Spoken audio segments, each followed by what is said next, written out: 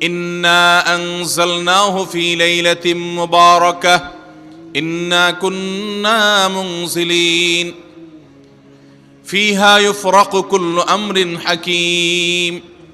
আল্লাহ বলেছেন, আমি নিশ্চয় কোরআনকে নাজিল করেছি, অবতীর্ণ করেছি একটি বরকতময় রাতে।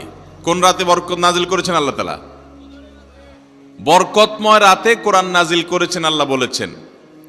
আর এই বরকতময় রাতটা কোন রাত? যে রাতে কোরআন নাজিল হয়েছিল শবে কদর। কোনো সন্দেহ আছে? কারণ কোরআনের আরেক আয়াত বলছে, ইন্না আনজালনাহু ফি লাইলাতিল কদর, আমি কোরআনকে নাজিল করেছি যে রাতে, সেটা হলো লাইলাতুল কদরে। তাহলে লাইলাতুল কদরে আল্লাহ কোরআন নাজিল করেছেন। আর সূরা দুখানে বলেছেন, আমি একটি বরকতময় রাতে কোরআন নাজিল করেছি। তাহলে এখানে বরকতময় রাত বলতে যে লাইলাতুল কদরকে বোঝানো হয়েছে, সেটা দিনের আলোর মতো পরিষ্কার। ঠিক কিনা বলেন?